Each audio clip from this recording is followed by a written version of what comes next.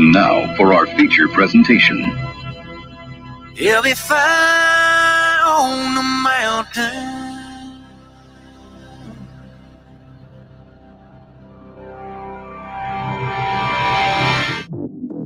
JB and Darren on the JB and Goldwater Show. Line drive right field, base hit. South Carolina wins the College World Series. Watson, touchdown. Hunter Renfrow. He got him, and it's all over. Coastal Carolina rules the roost. They win the championship. And South Carolina has won the national championship. Senegal baseball team has done it again, but this time the Bulldogs beat one of the top teams in the country. They are giant killers. Get the ball to Bennett. He does.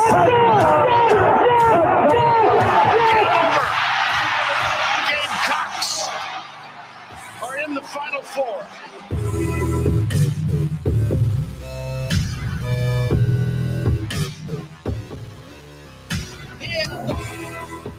All right, greetings and a good Tuesday afternoon, and welcome aboard the JB and Goldwater Show, live, loud, and online, and driven by our friends and yours at Stokes Volkswagen. Find them at stokesvw.com. Find us on the JB and Goldwater app. That is free. You can download it into your phone and watch and listen to our program in its entirety daily. If you miss it, you can also go back and watch and listen to our program in its entirety daily just by downloading that app.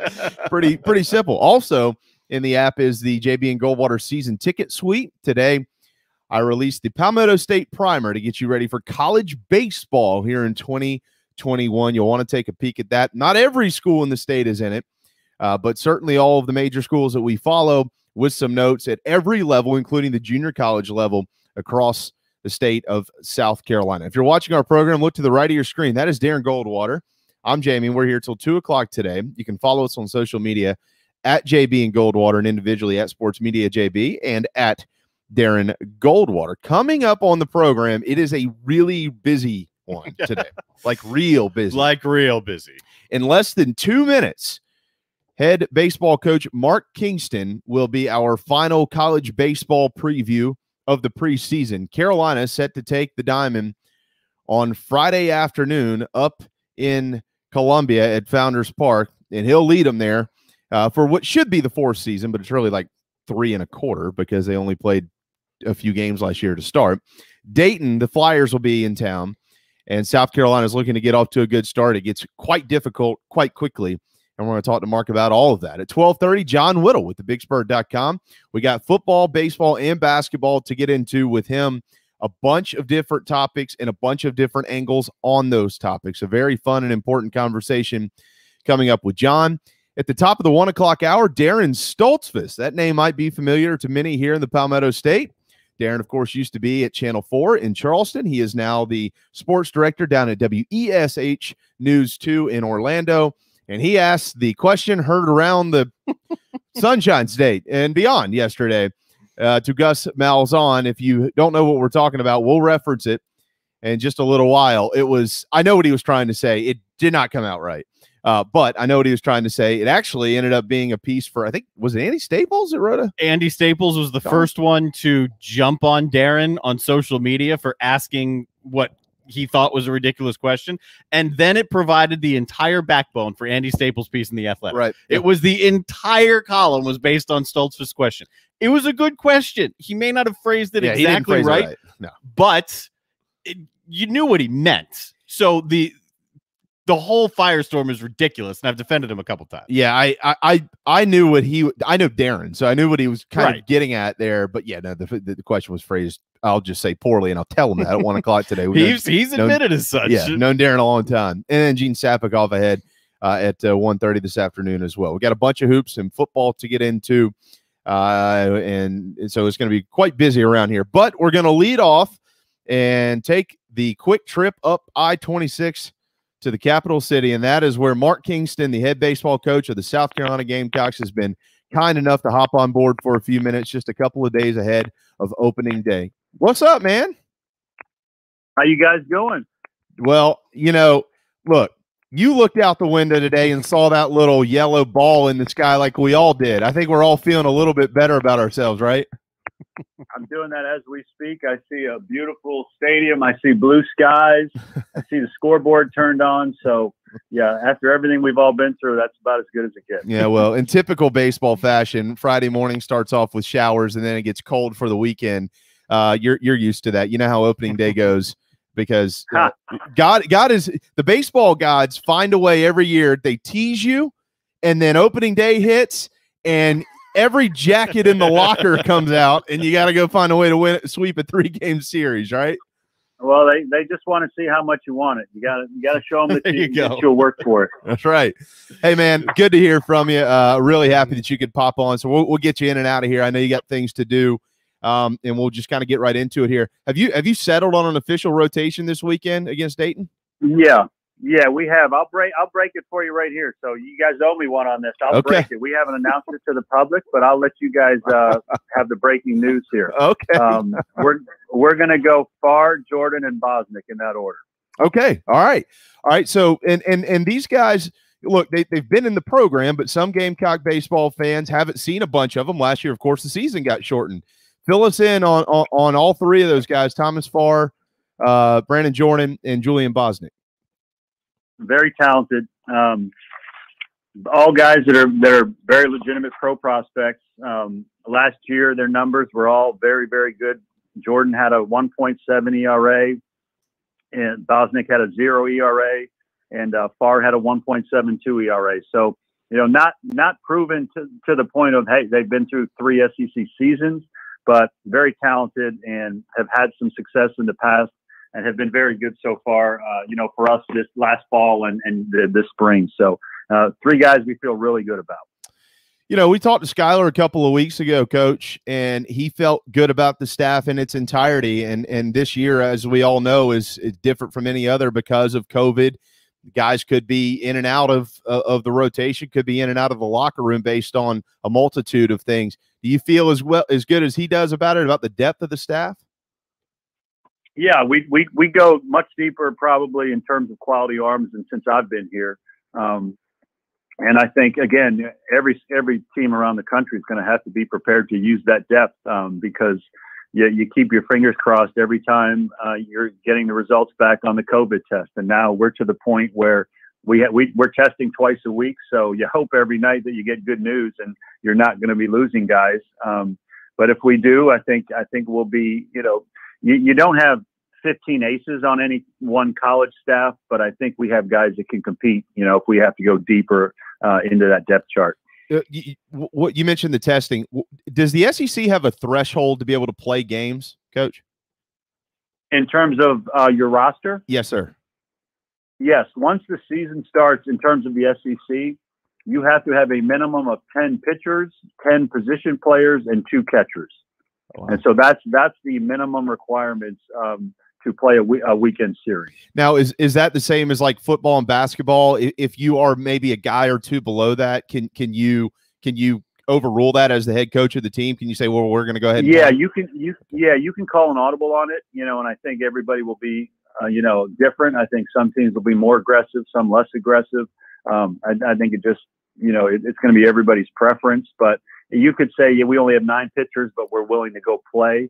But I think, we arrived at these numbers as a league and thought that these are probably good minimums and good thresholds, because you're to the point where if you play a weekend series with too few pitchers, then you're starting to worry about the health and guys having to do too much, and that's not good for anybody. No, I totally agree with that. Hey, I'll overrule everybody. If you get to a weekend series against, I don't know, anybody in this league, Ole Miss, LSU, you name it, and maybe two of your 3 guys are out for the weekend, and you're one below the threshold. Let's see if we can try to play this one down the line here. Anyways, that's just me talking, Coach. What about the closer's role? Brett Carey, obviously a guy who can do a lot, and he's got plenty of experience in closing. Is he the guy you're targeting to try to shut it down? Yeah, he's our guy. Okay. He's been through the wars. He's come through 99.9% of the time as a closer, and he's just a guy you trust. He's athletic. He's got good stuff. He's poised. He's everything you want. And so we'll go into the season with him as our closer and feel really good about that. Now, yesterday, if I'm correct, yesterday was your final scrimmage. Is that right? Yes. Okay. Were there any decisions that you maybe made out of that? Any of these positions that were kind of toss-ups maybe heading into the season? Do you have any of that information that you even want to talk about? No, I think early in the season, much like most seasons, we will, we'll go into the season with more than 9 position players that are starting worthy. Yeah. And this year, because of having more guys back after a shrunken draft, I think that's the case. So we have a group of guys that's more than 9 that we feel really good about. How deep that is, I won't go too far into detail on that. Sure. But you will not see the same lineup 70 times from us this year. We'll mix and match a little bit. We'll give guys a day off here or there, and because the guy, that comes in for him is pretty darn close. And so I feel good about that position player group. I think we're going to have a nice little blend of some speed, some power, quality at bats. I think it's a good group. I really do. And so, the lineup you see on Saturday may be slightly different than the lineup you see on Friday. So I think it's important early in the season to give guys opportunities to get looks at different things, because I've learned over the years, you can see things in inter-squad games and scrimmages and think you have some things figured out, but some guys just play better when it's another opponent. Some guys don't play quite as well, for whatever reason, whether some guys are more competitive, some guys get a little tight. You just never know. There's a million reasons why guys may play better in a game or worse in a game than they do in practice. So in my opinion, you just have to give guys opportunities, and then you continue to evolve as the season goes on. Mark Kingston, head coach of the Gamecocks, 12-12 on this Tuesday afternoon. All right, shout out to all the catchers out there under 5'9". I know how that feels. Tell me about Colin Burgess. He's not the biggest guy in the world. He's not going to be the biggest guy in the SEC behind the plate. He's not the biggest guy in this team behind the plate. But from what I understand, he handles the staff incredibly well. Yeah, he's a good player. He's a good player. And like everybody else, he needs to keep getting better, and he needs to keep evolving as a player, as a leader. I expect our catchers to be leaders on the team, yep. And that's something he's still evolving into. He's technically still a freshman, but we're asking him to perform, much better than a freshman. So I think he throws well, he blocks well, he receives very well. So he has all the makings. He gives you a really good at bat. He strikes out at a very low rate. So he does a lot of things that can help us win games. And so he's a guy we like back there, but also needs to keep getting better like they all do. Everybody is talking about this Texas series. I haven't been as much, Coach, because you play in the SEC. I mean, you're not going to go to Austin, Texas to see anything different from every other road trip that you take every year at South Carolina. No offense to the Longhorns, but, Ole Miss, Mississippi State, LSU, Arkansas, we keep rattling them off around here if we need to. It's a tough league to play. But in order to win in the SEC, in order to win in Austin, Texas, in order to beat Clemson, you got to have a mature baseball team. How mature is your baseball team? No doubt. Yeah, I mean, I agree with everything you just said. And I think it's a team that's very talented. It's limited on experience because of COVID. So I felt like the time was right, and our staff felt like the time was right to challenge this team to either find out that they are mature or to go through some challenges to help them mature. So that's when all was said and done and the Texas opportunity presented itself. I thought it could be a really good thing for this team. It'll show us against, more quality opponents that, what we do well, what we need to improve.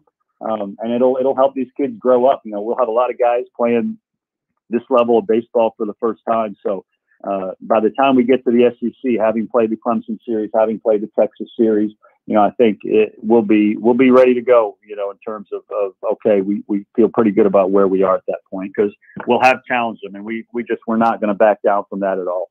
Yeah, and I want to remind folks as well, look, Dayton's got arms. Don't sleep on Mercer. That's a 40-plus win team every year in college baseball. I mean, it's a very difficult start for the Gamecocks this year. Now, one of the things that Carolina fans have always known, Coach Tanner helped build this, and so did Coach Richardson and Coach Raines. And, of course, you inherited this, and your expectations are no less. Around here, you want to go to Omaha. When you go out and recruit these kids, and y'all recruit all across the country, you certainly recruit this state well, and you recruit the Southeast well. But when you go out and recruit, and these players are able to come to campus, Do they understand those expectations when they walk in and they see all those numbers out there on the wall and all the stuff in the locker room and the players' lounge and all that stuff? When they arrive in Carolina baseball and they put that jersey on for the first time, what do you generally sense out of some of these guys, Coach? No, I think you'd have to be oblivious not to see all that, because it's plastered everywhere. It's on your Twitter account. It's in your stadium. It's in the locker room. It's in the players' lounge. It's on the outfield wall. It's everywhere. And it's a standard. And so, I think what you get with that is you get kids generally in the recruiting process that want that. I think you get coaches that want that. And when you come here knowing, okay, here's what the standard is. Here's where we're trying to get it back to, and you work your ass off to excuse my language. All good. That's what you're shooting for. That's what you're shooting for. So, I think everybody that comes here understands that, and they work their butt off to make it happen. All right, final one for you, and we'll let you run. We talked to Monty on Friday. I've known Monty for 25, 26 years, Coach, and so I could, I hear the honesty in his voice when we talk about what everybody's been through with COVID. And I asked him, I said, how much baseball did your guys get to play last summer because of COVID? And he said, none. So they had to change a bunch of things starting in the fall. And he kind of went through the process that Clemson had to go through to ease guys back into college baseball form and get them ready to kind of hit the gas pedal now. What have y'all had to do in Columbia? How much, I know that a lot of the leagues were shut down last summer. So how much did your guys get to do? And as the fall kind of unwound itself and into the early spring here, what has that process been like, and how's it been different from years past? The biggest thing, we had a good number of position players that went out and were able to play summer baseball. Very few of our pitchers went out just because it didn't make sense. A lot of our returners, it just didn't make sense. But a lot of our position players went out and got at bats. And the local team here, the Lexington Blowfish, had a lot of our players. They had 3 of our better hitters in Clark, Malone, and Allen. Yep. And so a good number of our guys were able to play during the summer from a position standpoint. Pitchers didn't get as much work just because you were concerned about, very few leagues were operating. Would they use your guys properly? The right supervision, all those things. So what that meant to us when we got back in the fall is we played a lot more inter-squad games than we ever have. And so it gave our guys the opportunity to kind of catch up on innings, be able to work on things with Skylar, supervising pitchers. And so we played a lot more baseball and got a lot longer looks at guys than we ever have. So to me, that was the biggest adjustment we made, is just playing a lot more inter-squad games so that guys could try to catch up on their innings at bats. How much does Skylar work out, by the way? He's usually there early in the morning. He's very superficial about his looks. So, we've got to make sure that we temper that with substance as well. So that's right. No, I'm giving him a hard time. Yeah. He works out. He's a very competitive guy. He's very, he's like I want my guys to be, competitive and detail oriented and all those good things. He is something special. He really is something special. You've got an excellent one there. The whole staff, Stuart, everybody, they're just great people, led by you. Another great one. And we'll let you run on that note, Coach. Hey, look, I know I reached out to you yesterday and it was kind of last minute. So I really appreciate you accommodating us a little bit here, just a couple of days before the season starts. Cannot wait to get up there and see your guys play. Hopefully it's an entire schedule, and hopefully it ends in late June out in the middle of America in Omaha, Nebraska. I know those are your expectations, and we're really looking forward to it. I appreciate it, guys, and anytime. And, shout out to all the Gamecock fans out there, and we'll be playing our butts off for you here real soon, and appreciate you guys having me on. Always, nice. Coach. Go get them. Take care now. There you go, Mark Kingston, head baseball coach of the South Carolina Gamecocks. Kind enough to lend us 1 minute less than I promised him. 14 minutes here on this Tuesday afternoon. And, there's been optimism throughout the preseason with Mark in this baseball program. He has stepped out on a limb and said, look, we have told our guys that 18th preseason ranking isn't good enough. It's just not good enough. And, that can be scary for some, because Carolina over the last few years, with the exception of his first season, when they went to the Super Regional, had a couple of years where they struggled late in the tenure of Chad Holbrook, and certainly year 2 under Mark Kingston wasn't good, as they were in full rebound and rebuild mode. And so I know that some fans over the last few years have looked at this preseason ranking and said, finally, we're back in there, you know. But Mark's taken a different approach and said, 18. That's not the standard around here. It's never been the standard around here. Well, and I think it's a good approach. It is. And that's why I liked the question. And I chuckled because, you know, we have Darren Stoltzfus coming up, and his name's in the news because of his expectations type question. But it was a good one here for Mark Kingston. He said, you know, the players come here for expectations. The coaches come here because of the standards of this baseball program. So number 18 isn't where inside that locker room wants to be. And that could be motivation moving forward. I mean, you got, look, if you don't want to be 18, you got a schedule that you can fix that. Yeah. So maybe it's the motivation the team needs. You hope it doesn't backfire on them, but maybe it's the motivation they need. The breaking news from Mark Kingston on our program. That was kind of him to do that. Thanks, Mark. He has officially named this weekend's rotation. Thomas Farr will go on Friday night for South Carolina. Brandon Jordan will get the start on Saturday, and they'll go with Julian Bosnick, the lefty, on Sunday. So righty, lefty to start off the season for South Carolina. And I know that maybe there are some thoughts out there that it could maybe try to mix that up, you know, righty, lefty, righty. But it looks like he's going to go with the two guys that I think he feels like. And we spoke with Skylar about this a couple of weeks ago. They feel really good about Thomas Farr and Brandon Jordan. They feel really good about Julian Bosnick as well, but he just hasn't necessarily had the innings or the more extensive time yet in this program that these other two guys have. So when you go with the two guys that you feel the best about on Friday and Saturday, you're going to go try to just go win the series. That's what you're trying to do. You're not playing games with it. We're going to throw you our two best on Friday and Saturday, and we're going to try to wrap this thing up before you get to Sunday. That's exactly what he's after there. And when you play in the SEC, that's the best approach you can have because anything can happen on Sunday. It's the typical approach. The only time that really would change is if a team like, say, Dayton. Maybe Dayton comes into this series and says, you know what, we're going to hold our ace till Sunday. Maybe they try and kind of backdoor their way into a win by holding their ace. Otherwise, you typically have 1, 2, and 3. It'll be interesting for not just the Gamecocks, all the college baseball teams. What Kingston said about his arms in the summer didn't really throw that much, didn't really make much sense for them to be throwing. So he played more inter-squad games, tried to ramp them up a little bit.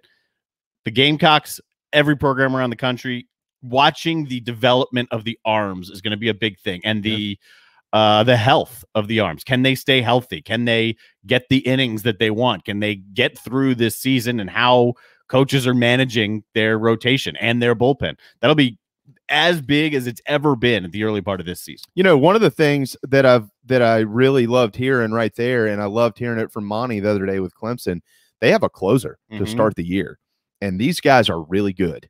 I mean, really good. And you know, I forget what the closer award is in college baseball, but there is one. Yep. It's impossible. You'd have a better chance at selling me oceanfront property in Oklahoma than trying to tell me that both Jeffrey Gilbert with Clemson and Brett Carey with South Carolina shouldn't be on that list. Those two guys are sensational. Gilbert, obviously a lefty who throws in the low to mid 90s. Brett Carey, a righty who's got starting experience, who certainly has closing experience, as we saw a couple of years ago, who's elevated his fastball, and he's got a mean breaking ball to go with it. And that changeup comes in real well, and, you know, kind of gives you a change of pace there. You don't have to have 3 pitches to be a closer. You have to have 2. But if you've got 3 and you throw them for strikes, that's even better. That's right. And those two guys are sensational. And so that series, and we're going to talk a lot about that series coming up here in just a few minutes with John Whittle, Friday, February the 26th through Sunday, February the 28th. That series really has some bite to it already for a multitude of reasons. But when I just look at personnel and how things are kind of setting up for both of these programs, this could be as competitive as a Clemson-Carolina baseball series based on the makeup of the teams as we've seen in a while. And the early season expectations versus the early season rankings, where both programs hope to be at the end of the year versus where they both are now. By the way, stopper of the year This stuff. Yeah. That's how complicated the top closer is. That's why I forgot. That's the name of the award. By the way, you can go to Dog and Duck, the 3 locations in Mount Pleasant, to watch that series. They'll find a way to stream it. They're in Bell Hall, Park West, and on Clements Ferry Road all through basketball season. $5 pints of Sweetwater when it's on. Speaking of basketball, got the news yesterday that South Carolina and Tennessee postponed from tonight until tomorrow because of some COVID news out of the Volunteers program. The Gamecocks have elected to still play the game, and they're going to push that back till 9 o'clock on Wednesday night on the SEC network. So no Vols South Carolina hoops tonight, in case any of you happen to miss that and you were planning your dinner plans around watching Carolina or Tennessee basketball.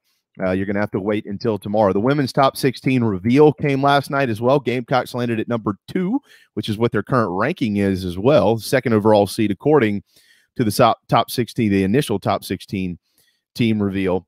UConn, number 1. Carolina has every opportunity in front of them to stay right there, even maybe jump to that number 1 spot here in the coming weeks as well. Some other hoop stuff from last night, in case you missed it. There was a big one in the ACC between Florida State and Virginia. Well, I thought it would be. Yeah, it was a big one on paper, but it wasn't when the game was over. Florida State wiped the floor with the Wahoos last night in Tallahassee. It wasn't when the game was over. It wasn't close when the game started. Yeah, no. Florida State blew them. You don't see you just don't see UVA get manhandled like that.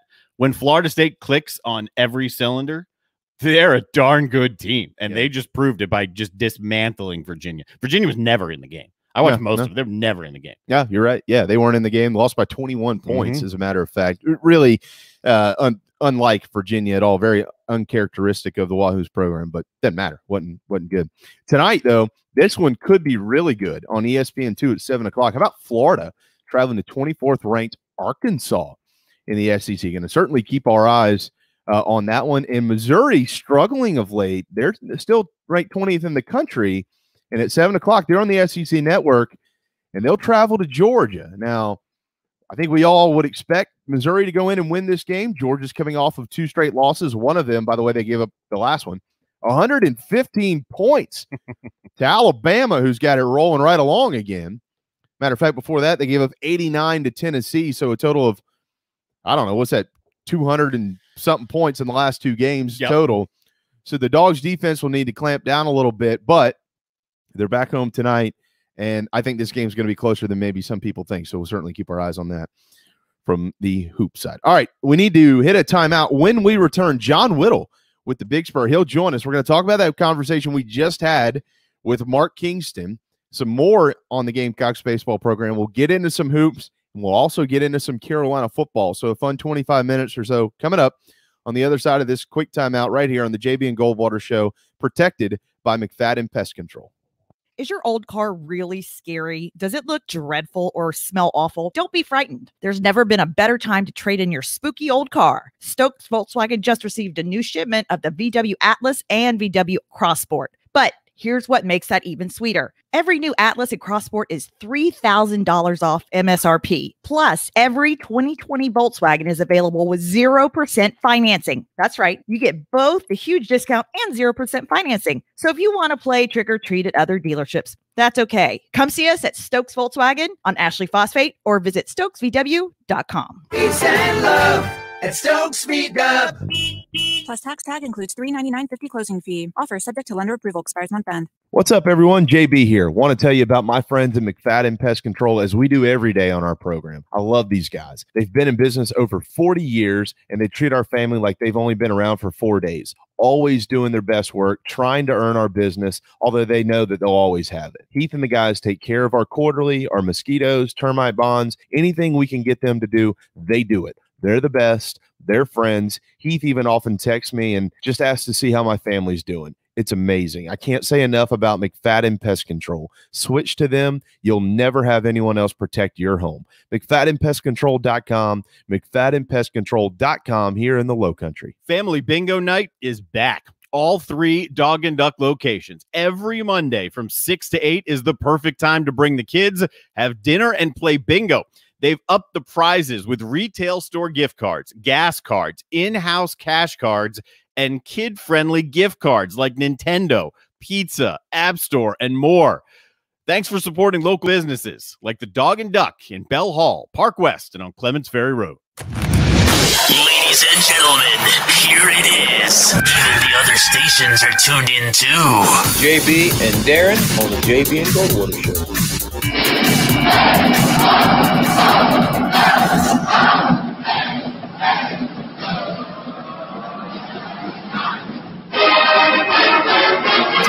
Right on the money, 12:30 on a Tuesday afternoon, February the 16th. Welcome back to JB and Goldwater Show, protected by Mcfadden Pest Control, driven by our friends and yours at Stokes Volkswagen. Darren, Jamie, thanks to Mark Kingston joining us to lead off the show today, head coach of the Gamecocks. And speaking of South Carolina, the Big Spurs, John Whittle has been kind enough to pop on today. A bunch to get into with him. And finally, John, as you know, we just joked with King about this. It happens every year. There's nobody that knows this better than you because nobody covers Carolina baseball better than you. You get the tease in the middle of the week with the sun in the 60s, and then you get to Friday, and it's like 50 and cloudy, and then you get to Saturday and Sunday, and it's in the 40s, right? And it's the same thing again this year. It happens every damn year when college baseball season rolls around. I just remember it wasn't the start of the season, but when Missouri came into the conference, South Carolina opened at Missouri for the first game of SEC play in baseball that year. So obviously the fifth week of the season, but it was mid-March, and it was a big to-do out there. Friday night was just absolutely beautiful. It was like 65 degrees. It was great. And then they played a doubleheader the next day because it was supposed to be raining and snowing all day Sunday. And it started on Saturday afternoon. And it went from just the most beautiful night of baseball on Friday night to just the worst doubleheader that I think I've probably sat through. And then of course my flight was still Monday morning, so I had to sit in my hotel all day on Sunday just watching rainy snow, ice. It was just awful. So, I'll take 45 and a little bit cold here in Columbia versus what I had to deal with out in Missouri that year. Okay, good point. Yeah, the glass half full guy chimes in. I like that. That's a good way to offset my negative weather comments. That's right. To start. Well, here's the good news: college baseball's back, and we've been missing it for so long because of what happened last year, John. So Mark just said on the show, I want to get your thoughts on this. I mean, you've been watching all these scrimmages. You've seen these guys. You know who they are, what they look like. Now, he just announced that Thomas Farr is going to go Friday. Brandon Jordan will get the start on Saturday, and Julian Bosnick will get the start on Sunday. So that's the official rotation, at least to start the 2021 campaign. Your thoughts on those three? First of all, great work, you guys, on getting the scoop and getting it officially. That's very good, very good. So, it's kind of what I expected with those guys. There was some talk, and I'm not sure how much King hit on this, but there was some talk about potentially putting Bosnick on Saturday and going right, left, right. But at the end of the day, I think Brandon Jordan was pitching better than Julian. Going into the season, not that Julian's pitched poorly, Brandon's just been really good. So, Thomas has been kind of in line for that Friday job for a little while now. And all three of those guys have pitched phenomenally well. And I'll bring a little bit of something different to the table, but all three guys, I think, have potential to be quality starting SEC pitchers. The other thing he said, John, I just asked him, hey, is Brett Carey your closer? And he said, yeah. And, we talked to Monty a couple of days ago, and Monty told us straight up that Jeffrey Gilbert is their closer as well, the lefty formerly of Bishop England. You know who Jeffrey Gilbert is. You watched him play a lot of baseball and watched him pitch last year. So the two premier programs, we're going to get into this series in a second, in this state have established closers to start the season. One's a lefty who throws in the low to mid 90s, and Jeffrey Gilbert. The other's a righty, Brett Carey, who's got plenty of expertise, plenty of what's the word? Experience in doing so with South Carolina. Brett, and of course he started some games as well. Want to get your thoughts on that? With Brett Carey handling the closing duties, coming right out of the chute here. Is that where he's best suited in your opinion? Yeah, I think so, and I think that's what's best for the team as well. You know, I'm not taking anything away from Brett. You know, he's got a starter's kind of repertoire, but he's got a innate ability at the end of games to pitch really, really well. And you know, he's pitched pretty well as a starter, but I think he's been great in the back end of games, and it has proven that against quality competition. So, I mean, I'm not going to sit here and tell you that Brett Carey can't be a starting pitcher, but man, he's good at the end of games. And, you know, I think that with South Carolina's pitching staff, with the way it's set up and kind of the strength of its personnel, I think that's not only best for Brett, but that's best for the team. So I think that's kind of a no-brainer there. And he's had great success. So, you know, he's a guy who, I'm not sure if he pitched yesterday or not, but his last outing where he threw 3 innings, he was just absolutely lights out. And, you know, he's a guy who can extend a little bit, obviously, and not just be a 1-inning closer kind of guy. If they need him in the 8th inning in a tough situation, he can go out there and do it. But, you know, I think Brett is getting the sense that, you know, it's go time. The season's here. And he showed that the other day with his outing. You know, so there's been times in the fall and, you know, even his first appearance or two of the preseason where, you know, he was pretty good, but he wasn't perfect. He was pretty darn close to perfect his last appearance. So, and that's the exact way it was in the Garnet and Black World Series when he pitched. You know, he was absolutely lights out in that. So, you know, I think he's a guy who is not only really good ability wise, but he knows when to flip it on and how to flip it on and be great in the big moments. John Whittle, the Big Spur, 12:37 on a Tuesday afternoon. All right. So, John, you know, Mark has been pretty forthcoming in the last week or so in saying that he's spoken with his team about this preseason ranking of 18th, and that's just not good enough. That's not the standard that's been set at South Carolina, and they expect that to be much higher because they expect to be in Omaha.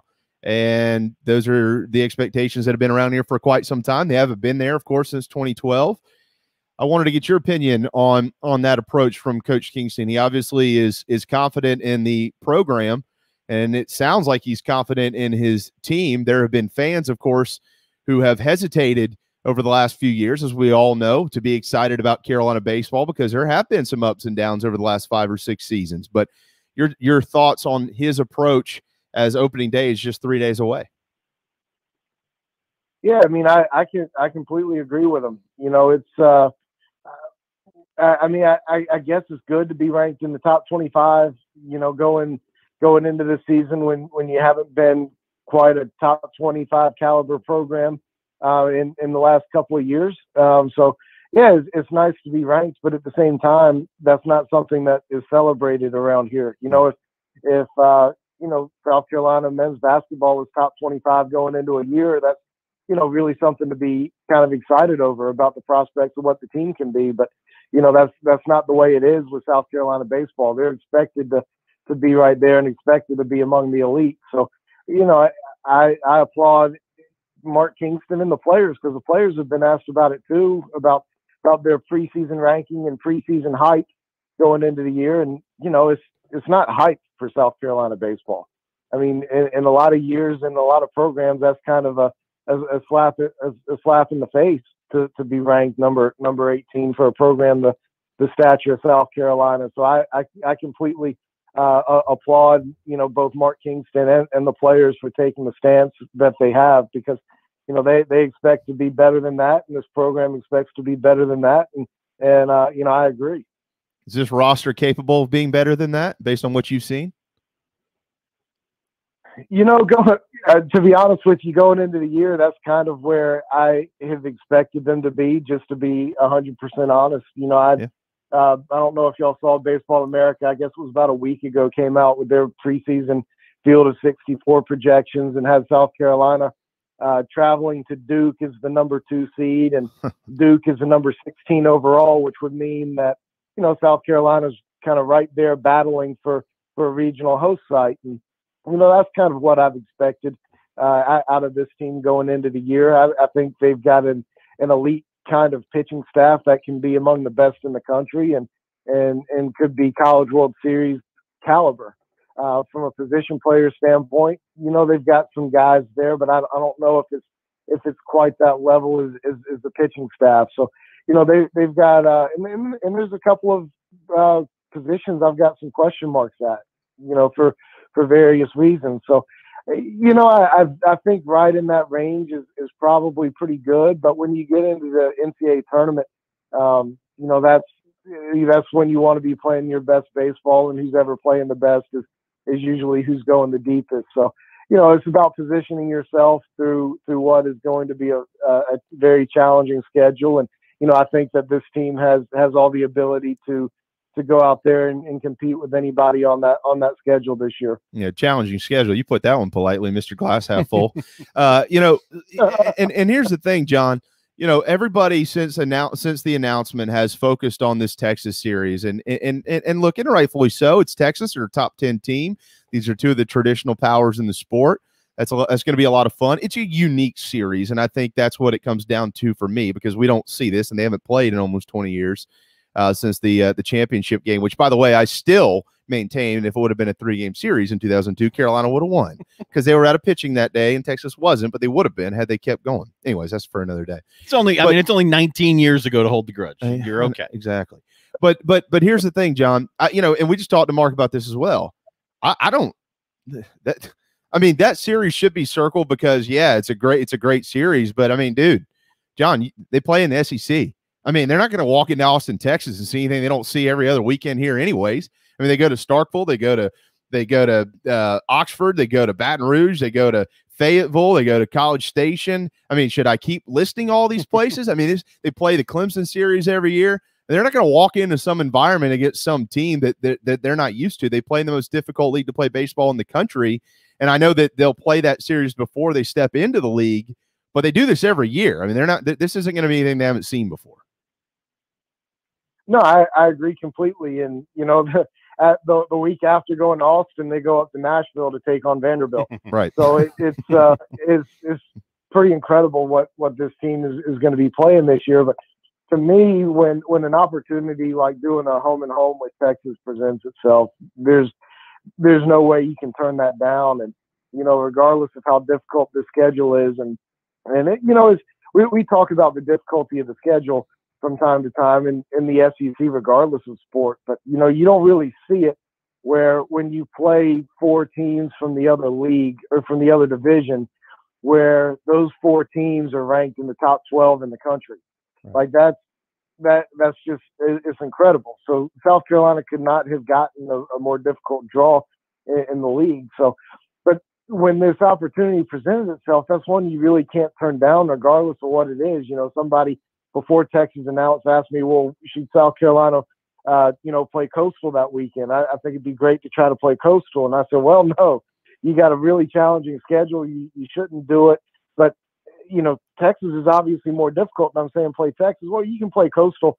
You can arrange that series pretty easily, almost any time, and arrange it however you want to. Texas doesn't come along all that often. So I think you absolutely have to play it. I think it's great for the Gamecocks. I think it's great for the sport of college baseball. And I'm incredibly excited for it both this year and next. All right, John, let's get into this Clemson series. And so here's the thing. I know, Darren knows, we all know that this is one of the top 2 or 3 series in college baseball. And when they're both really good, it's probably the best series in college baseball. I'd put this right there I'd say Ole Miss and Mississippi State rank right up there for me personally. I know that we can debate that all we want to another day. But this series, I think, has different meaning this year, specifically for South Carolina fans. And I personally, again, think that there is a lot of pressure on the backs of these young men. I know that they've lost 5 of the last 6 series against Clemson. Mm-hmm. 5 of the last 6 years, they've lost the series, okay? They'll always, until it changes, be able to hang it over the Tigers' head that, well, when we go to Omaha, we kick your rear ends up there. We've done it twice.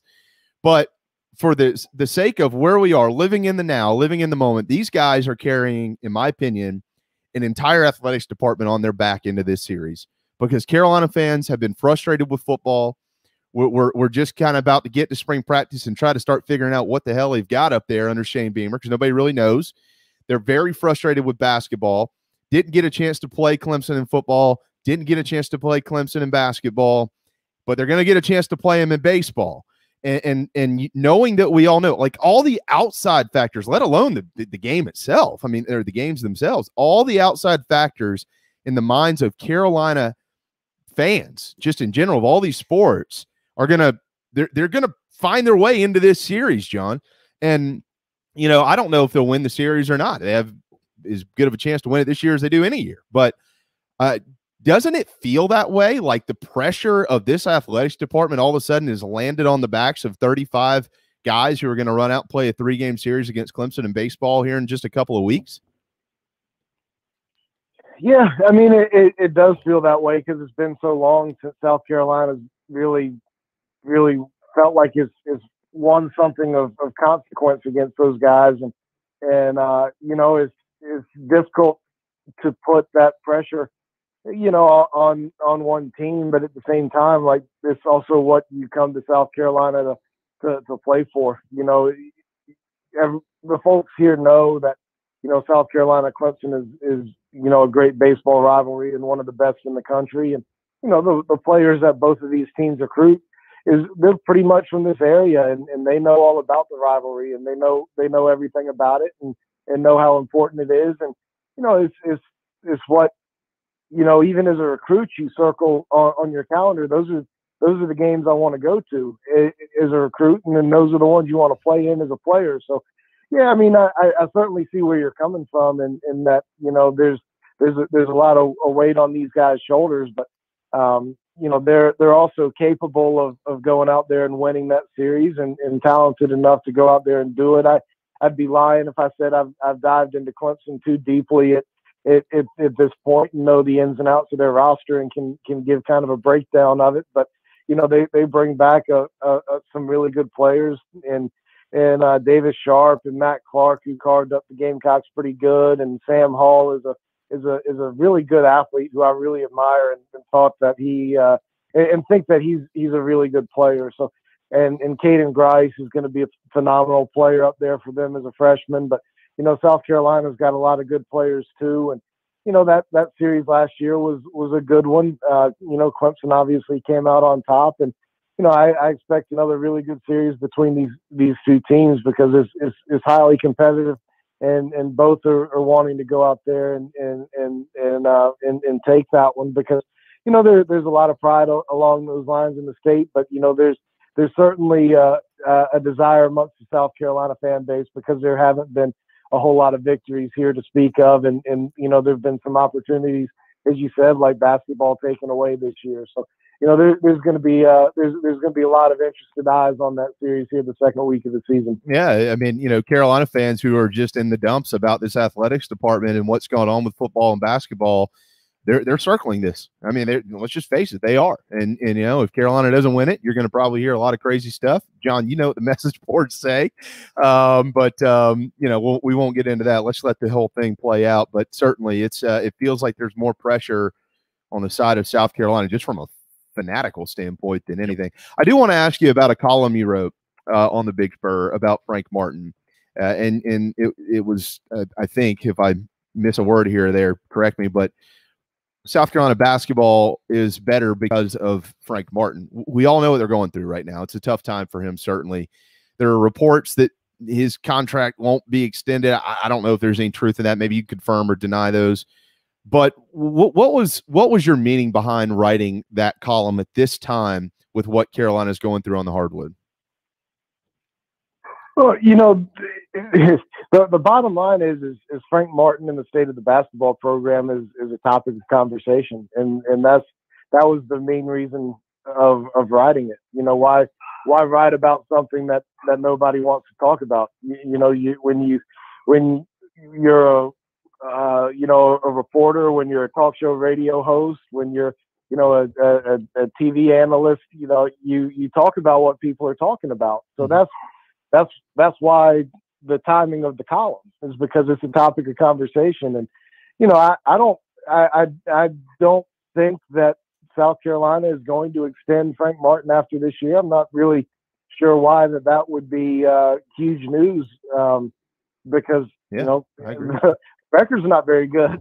Right. I mean, I'm not sure why he would get an extension right now. You know, obviously the recruiting factor is something to be aware of. Going down to 2 years is not ideal from a recruiting standpoint, but at the same time, you know, losing a lot of games is not, you know, ideal from an athletics department standpoint and a program standpoint. So, you know, you can see both sides of it, but you know, my stance on it is Frank has done what really no coach has been able to do here since Frank McGuire. And, you know, he's shown that you can win at the highest level. He's the only coach at South Carolina to have consistent success in the Southeastern Conference, which is really a prerequisite to getting into the NCAA tournament. If you're not having success in the SEC, then you're not making it into the NCAAs. And Dave Odom proved that.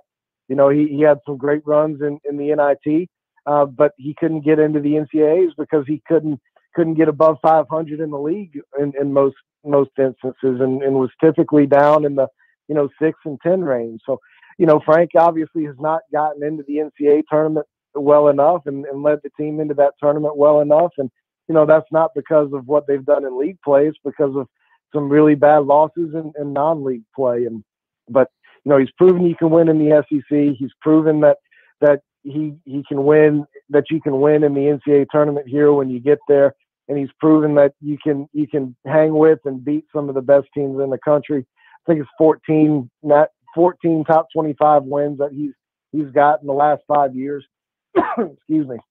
So, I mean, he's shown that you can win here in a way that really no other coach has from a consistency standpoint. Eddie Fogler did a phenomenal job for a couple of seasons, and, you know, Dave Odom had the couple of NIT runs. But when you add it all together, you know, there really hadn't been anybody better to do it than Frank since Frank McGuire. And, you know, I think folks have lost sight of that a little bit. And, you know, this program may have plateaued under Frank, and I can certainly see that. And, you know, the point of my column, and it was never written in my column, that the point was not that he needs to be given a new contract and extended and all this stuff. The point was to kind of put into perspective, you know, what he's done with the program. And, you know, if it's time to move on, which I can certainly see, and I'm not debating that viewpoint, then he's got the program in a better place than where it was when he took over, and then where it was when any other coach since Frank McGuire has taken over. I know this season's been difficult for a variety of reasons, and things certainly haven't gone their way from a result standpoint. And, you know, a lot of those games haven't been close. So, you know, I can understand the desire for a change at the end of the year, but I think it's good to put into perspective, you know, where the program was when he took over and what he's been able to do and from a winning standpoint that nobody else has really been able to do. And I think those are all excellent points. And you said a key phrase in there, at the end of the year. Mm-hmm. We just need to wait until the end of the year and figure this thing out. And Frank and Ray are going to sit down. They do every year. Ray sits down with every coach in the athletics department at the end of every season. They evaluate it, and then they move forward and figure out what they need to do to move forward. And I anticipate that will happen just like it does every other season here in the next few weeks, and then we'll address it then. But between now and then, hopefully Carolina fans will continue to support the basketball program and see if they can't get things turned around. All right, we're short on time, so just a couple minutes left here. John, and folks who aren't members of the BigSpur.com need to be, because they get stuff like this and even more detail than what we're touching the surface on here. But in your, quote, VIP room, BigSpur.com, I've got access to that. You noted that the atmosphere in the football program is changing, and folks need to go read that article if they haven't, because it's much more detailed than what we'll be able to lead on over the next couple of minutes. But if you could kind of give us a brief synopsis of what you're referencing and how things have been different under the leadership of Shane Beamer. Yeah, you know, it's just a more welcoming environment over there, and you know, it's different. Like I said, it's changing, and you there are folks who read that as meaning better. And, I don't know that it's better. We'll have to see how the results play out. But, Will Muschamp had a no nonsense, very workmanlike kind of operation. And that's what he would tell you. I mean, he'd call it an operation, Yeah. and he'd call it an organization. And Shane Beamer has more of a welcoming environment, more of a team approach, more of it's just a different atmosphere is bottom line what it comes down to. And, it's one of those instances. It's one of those things, for example, like, the staff, brings their kids up there occasionally to visit in the office and be around some of the coaches and meet them and meet the family. And, during the off season, during this time of year, they go home a little bit early on Friday afternoons to spend time with the family. Like, it's just a different approach and a different way of doing things. It's a completely different atmosphere around that building than it was under the last staff. And, it's just kind of an attitude of positivity, and there's just a different energy over there. And, I think that can, be very beneficial in a lot of ways when it comes to,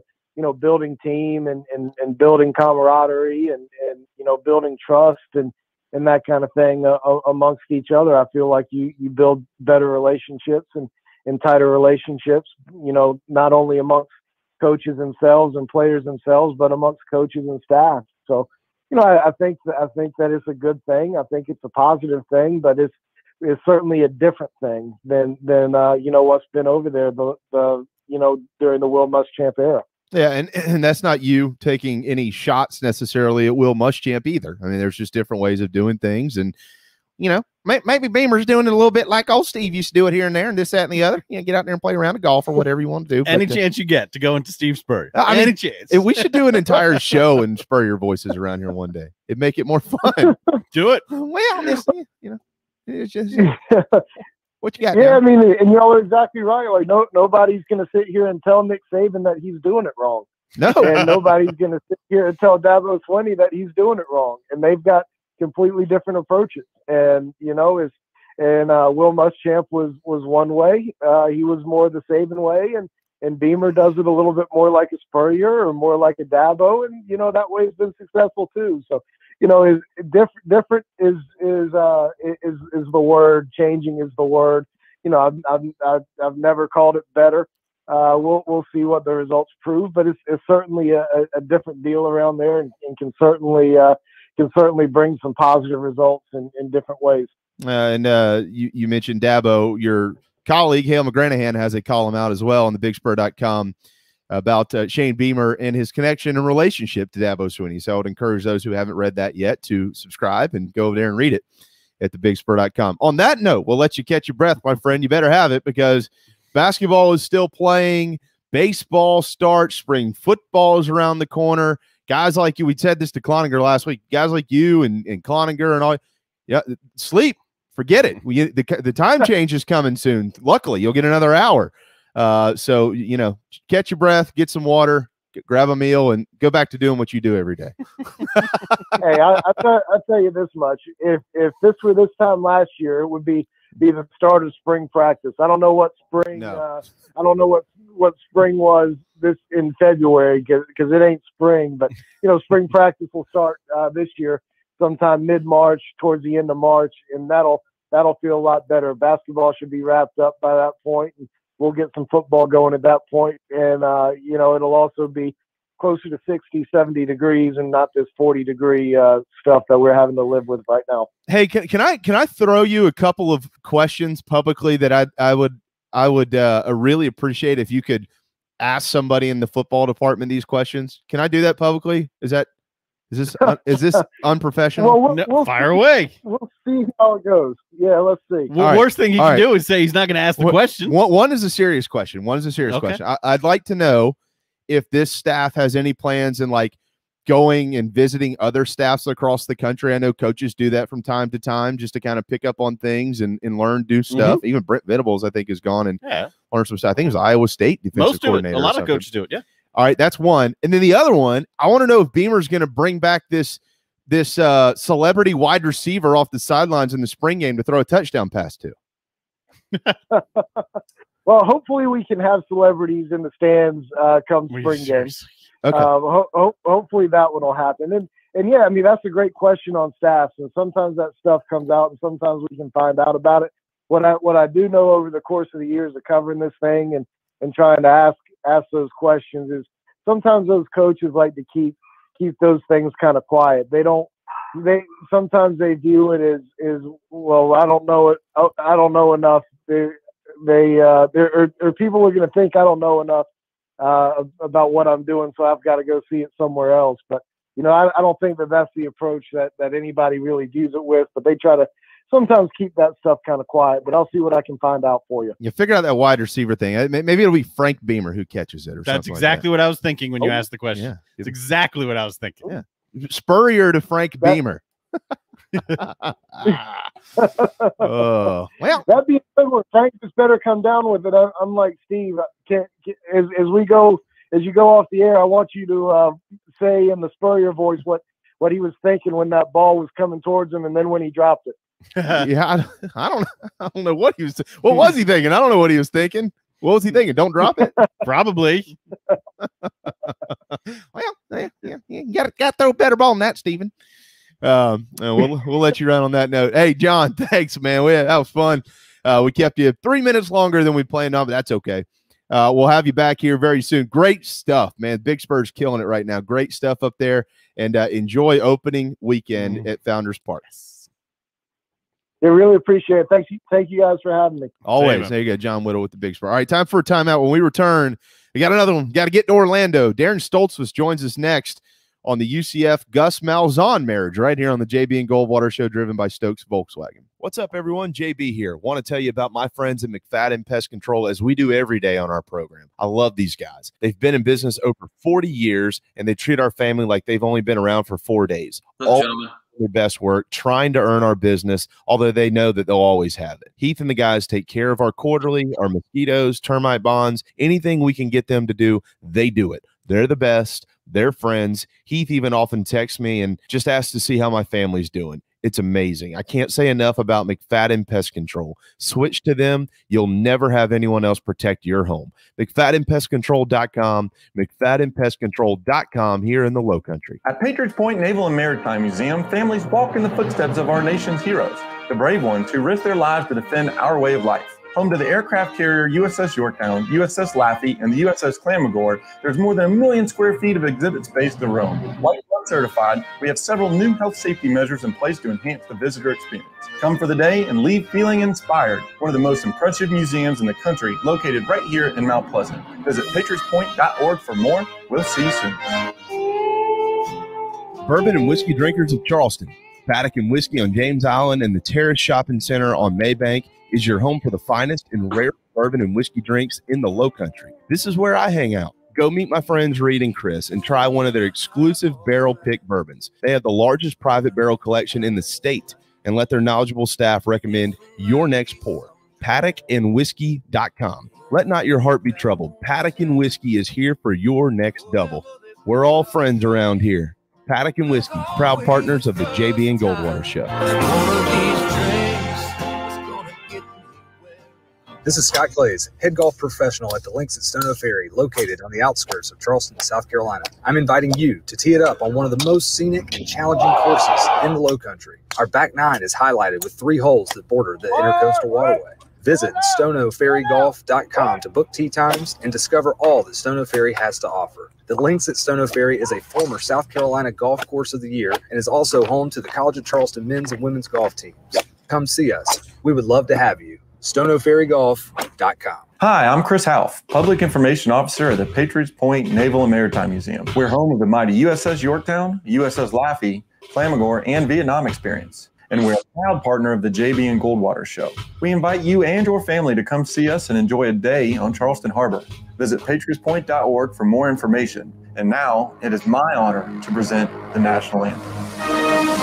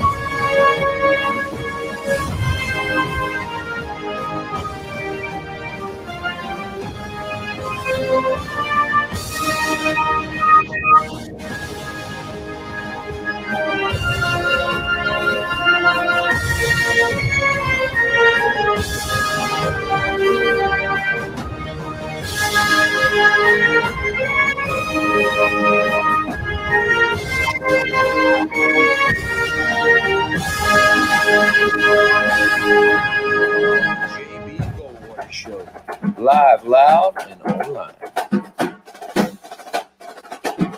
All right, 105, final hour on this Tuesday. Finally beautiful Tuesday afternoon here in the low country of South Carolina. The JB and Goldwater Show, protected by Mcfadden Pest Control, driven by our friends and yours over there at Stokes Volkswagen. If you're watching the show to the right of your screen, the guy with the hat, Darren, I don't have a hat today for the first time in a while. Jamie, here till 2 o'clock. Thanks in that first hour to Mark Kingston and John Whittle for popping in. We got Gene Sapakoff ahead at 1:30. But first, a long-lost friend of the state of South Carolina, Darren Stoltzfus, who has moved on to bigger, greener, and warmer pastures, certainly, down in Orlando. He is the sports director, WESH Channel 2, and he has been kind enough to, amongst all of his celebrity mentions. Oh, I mean, he's so big. He's so big now, he had to get approval to come on our show. Sweet Jesus. Well, first I got to say, Jamie, when you said to the right of your screen, Darren is wearing a hat, I was like, oh, yeah. this might be the first time I've been on with a Darren, so blessed to be in good company. But yeah, that's the way that things roll down here at WESH. I have to get approval for everything. So it is good to be back in Charleston, even if it is just digitally. But I will say it was 70 degrees down here today, and we were bundling up a little bit when we went to walk the dog. No, you're rubbing it. All right, couple of quick. We need to do some quick things here.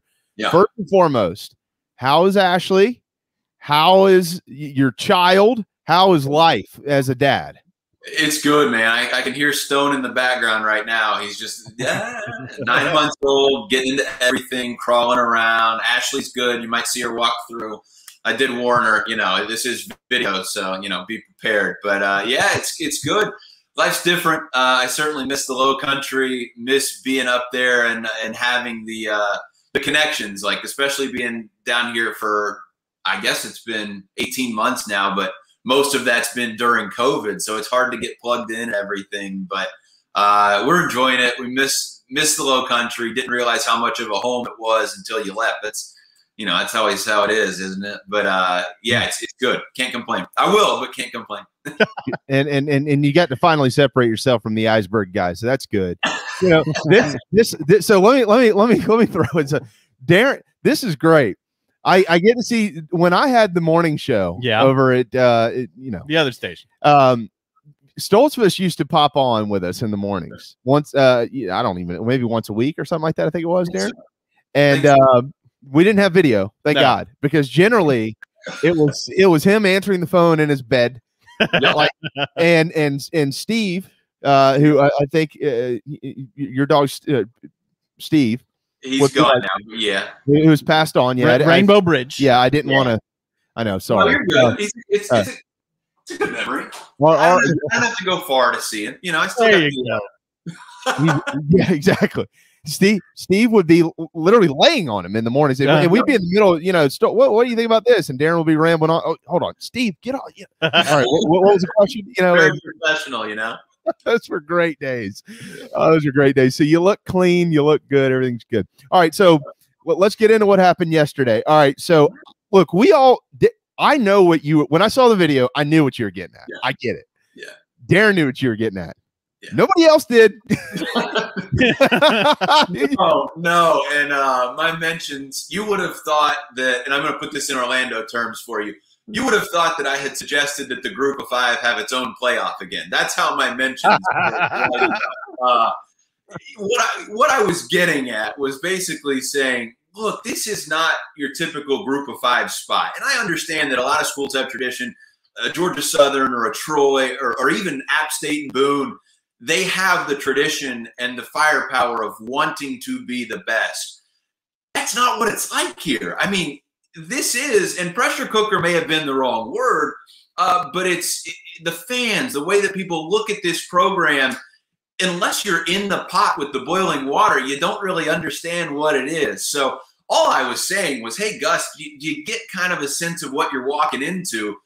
And I think he understood what I was saying, but a lot of people did not. And that's okay. That's how it is, especially in 2021 and Twitter. It's a lot easier to make fun of the dumb guy in Orlando. And look, I'm the first one to to like elbow the sly remarks of, hey, this is fanboy media, or this is blogger boy that's just wearing his, black and gold cap. That's not what I'm doing. I'm not trying to pump UCF up. I'm trying to say, do you get, like, you're talking about the pressures of Auburn, and you needed those 8 weeks to kind of realize, hey, I want to get back in this, and UCF's a great job, and I'm so fired up, and look, this is the best Gus Malzahn I've ever been as a coach. I get all of that. But do you realize that, they lose to Pitt by 1 point on the road, come back and beat UConn by 30, then they lose to Cincinnati by 3 on a Friday night, a weird, wacky play, and then the stadium's empty. Like, 2 losses, and not only is your season over, they want you fired. Like, yeah, that's just kind of how it is. And Gus knows that. He wouldn't have taken the job if he didn't. And everywhere is like that anymore at the highest level of college football. But something was lost in translation for sure. I mean, did it seem like it was more of not the question, but the press conference itself and the glee, at least that's the way it feels around Central Florida about hiring Malzahn? I mean, did it feel more like that press conference was giddy up, like kind of like Spurrier, like, woo, let's just go coach up UCF now, and that kind of led to the question? No, not at all. If anything, it's the opposite. This is post Spurrier. I've said this several times. I think Steve Spurrier kind of ruined the South Carolina job for a lot of people, for any coach that came after him, because no longer is a 9-win season and an Outback Bowl win. Like, that's good, but let's build on it. That's kind of how it is here at UCF. You win 10, 11 games, it's like, what? Like, the mindset is they won a national championship in 2017. And whether you like snicker at that or not, that's what the fan base truly is buying into and believing. So I think there were a lot of fans that did not want Gus Malzahn as the head coach, which to me is like, okay. But that's the reality of it here. Guys don't want a retread. They don't want a coach who has been there and done that. They want the next Scott Frost. And, what I would say to that, the rational side of it is, look, Scott Frost was here for 2 years, and one of those years he had a losing record. Like, I get what you're saying. He went undefeated in 2017. You claim a national championship. It's on the side of the stadium. But that's not what every year is like. And so I think everybody, outside the program, there's a good dose of, for lack of a better term, reality. But however you look at 2017 as a fan outside of the UCF fandom, like, Danny White staked the lightning rod to the top of the stadium, and the fans bought it wholeheartedly, and they believe 100%. It's an NCAA recognized national championship. That's true. But they expect to be in the playoffs. So Gus mentioned that.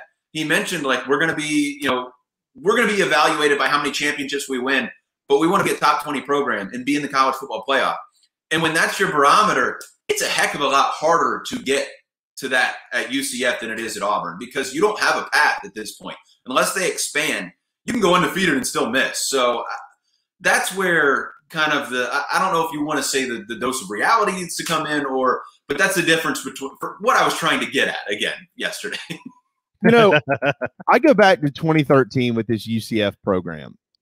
And in 2013, under George O'Leary, they went 12-1 that year. Okay. And I think when I say what I'm going to say, y'all are all going to remember this quite well. UCF went 12-1 that year. They were coming off of a win on the road in Penn State, 34-31 over Darren's Nittany Lions. And then they welcome 12th ranked South Carolina to town the following week, and the Gamecocks beat them 28-25. And I remember Carolina fans were going, what's going on here? Because Penn State that year wasn't particularly good. And Carolina was you had the 11-2 and 11, 11-2 and 12. And in 2013, it was like, okay, this might be the next step. Wait, we just squeaked by Central Florida by 3 points on the road, thanks to Mike Davis having a hell of a game, by the way. But I don't know that any of us would have thought at that point in time, Darren, that Central Florida would be here and South Carolina would be here. Isn't it amazing to go back and think 8 years ago what's happened with these two programs from that game on? And that's kind of where, and maybe reality is not the right word for it. Again, I'll get mentions for that. But there's the truth, there's the perception, and then there's like what's actually happening. Like there's the three sides of every story, like my side, your side, and then the truth. I think that's kind of where UCF is right now. They fully believe they are a top 20 program no matter what happens. Last year was a disappointment, 6-4, COVID opt-outs, all of those were issues. The year before, going 10-3 was a disappointment.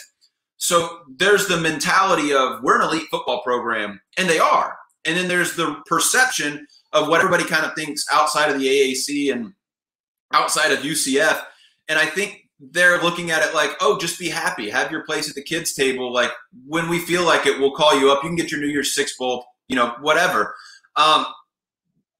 I think it's a good thing that UCF doesn't have that idea. They don't have that perception. They don't need the tradition and the history. They're like, we're good enough. We're going here, and we're going to get there. Like, you may doubt us. You may not like us. Like, that's where a lack of perspective is a good thing if you're a football program. And Gus mentioned it yesterday. Like, I want expectations. I want people to expect us to be great. If you didn't expect to win a championship, why would you hire me? And I understand all of that. It's just, this is a crazy place. And when it's good, it is good. But I told several coaches, when it's not good and it can get there quickly, you're not getting any attention. Like, the fans won't show up and they don't like you. And it's a cliff. You will fall off. So it's a double-edged sword. But I think that can be a good thing, especially for a young program like UCF. Darren Stoltzfus joining us from Orlando, Florida. He's a sports director at WESH, WESH Channel 2, of course, formerly of the Low Country up here at ABC News 4. Darren, when that question was asked, and again, I saw it on Twitter, right? Like everybody. Mm-hmm. Actually, I think the first time I saw it was Barstool making fun of you. Yeah. Which was. Hey, we remember Akron. Come on, Jack Mack. We remember Akron. Because we know you, and I knew what you were getting at. But I will say, all right, to battle it a little bit, let me play devil's advocate. Let me play the other side of this thing. When you mentioned the term pressure cooker. That was a poor choice. Yeah. Here's what I thought. Have you ever been to Auburn, Alabama? No. Yes.